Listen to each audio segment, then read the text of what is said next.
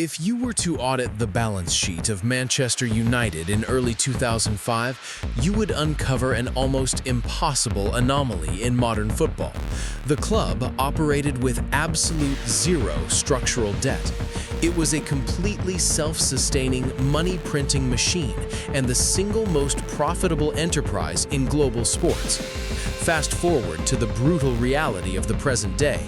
After generating billions of pounds in commercial revenue and lucrative broadcasting rights over nearly 2 decades, the institution has already paid out over £1 billion solely and exclusively for the right to exist under its current ownership structure. Welcome to the largest, most aggressive wealth extraction in the history of corporate sports. The mainstream sports media frequently claims that the owners, the Glazer family, simply do not understand football or that they are prone to making sporting mistakes. As forensic investigators, we categorically reject that naive, comforting narrative. The Glazers did not fail. Their macroeconomic project functioned with absolute surgical precision. Manchester United was never treated as a football club. It was ruthlessly treated as a personal cash machine operating at the absolute limit of financial leverage. Today, we are going to audit the balance sheet of a legalized corporate fraud. We will dissect the staggering cost of the capital structure, the crippling burden of debt service, and the lethal liquidity drain that successfully brought a global giant to its knees. I am your auditor. The boardroom is now open. Let the audit begin.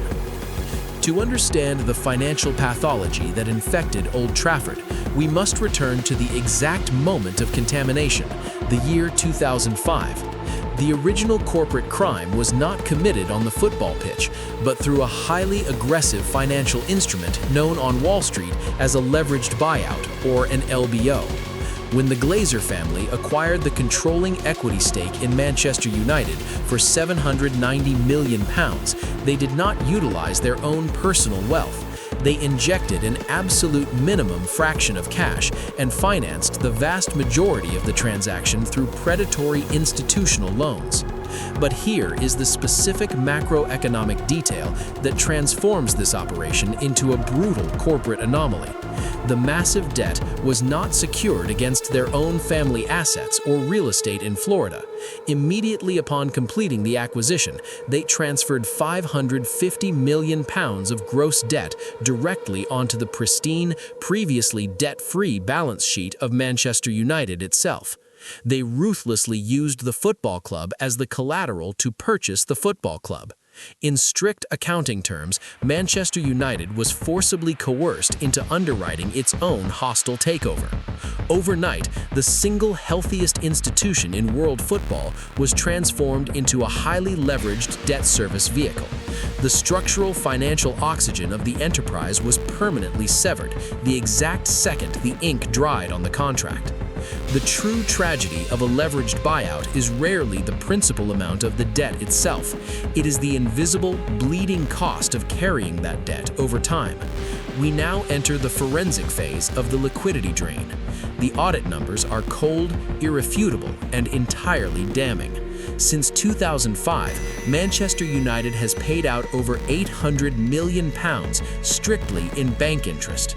This is pure, unadulterated debt service. It is operational capital that bleeds directly out of the club's cash flow and straight into the accounts of international hedge funds and banks, generating absolutely zero sporting value on the pitch. But to add profound insult to an already shattered balance sheet, the Glazer family instituted an aggressive, entirely unprecedented policy of wealth extraction. They have systematically siphoned over £160 million in corporate dividends, paid directly out of the club's coffers to the majority shareholders, which is to say, paid directly to themselves. If you want to understand the sheer macroeconomic damage of this model, you simply have to observe the corporate contrast across the rest of the Premier League. While the ownership groups of Manchester City and Arsenal actively inject structural equity or meticulously reinvest 100% of their operational profit back into the infrastructure to maximize the valuation of their assets, Manchester United is forced to operate under a parasitic framework.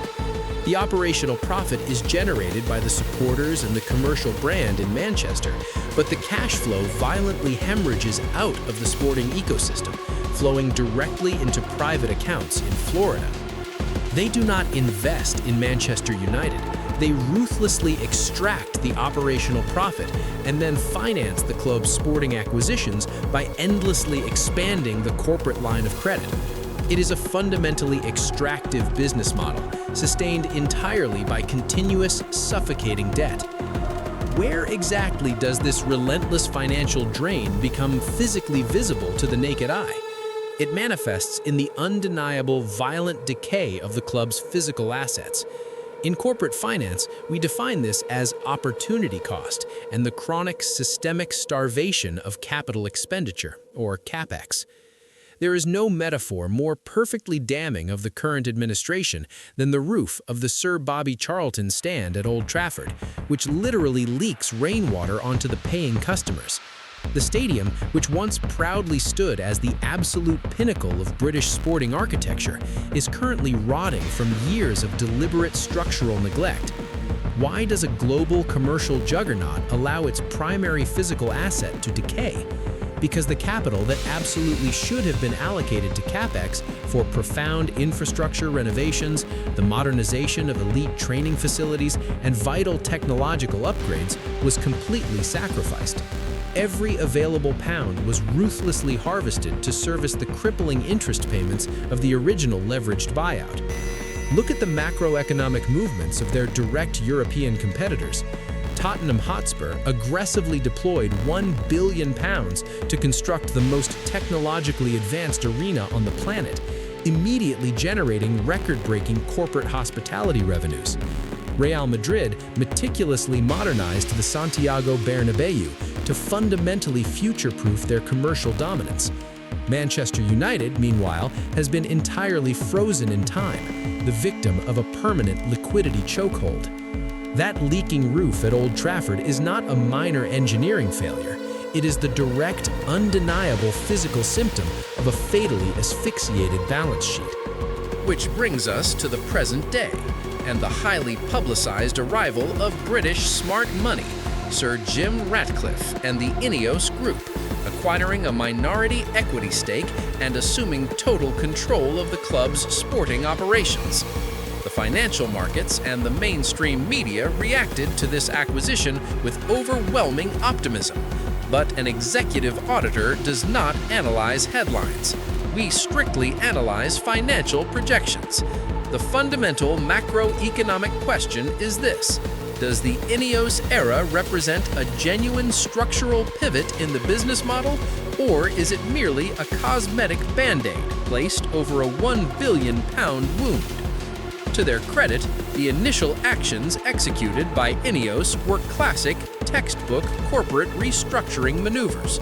They immediately initiated aggressive, ruthless cuts to OPEX, operating expenses.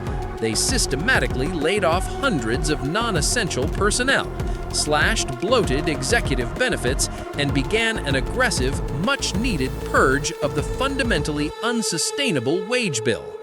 They are desperately attempting to stem the bleeding of the operational cash flow and bring basic fiscal discipline back to the institution. However, here is the cold, uncompromising reality of the balance sheet. The original mountain of toxic debt from the 2005 leveraged buyout remains entirely intact. The Glazer family still securely retains the overwhelming majority of the corporate equity. Sir Jim Ratcliffe is effectively attempting to perform life-saving open-heart surgery on a critically injured patient, all while the majority owners quietly continue to charge him exorbitant rent just to use the operating room. Until the underlying capital structure is comprehensively purged of that original suffocating leverage, Manchester United will continue to compete in the modern, hyper-capitalist market with one hand permanently tied behind its back by investment bankers. I am your auditor. Meeting adjourned.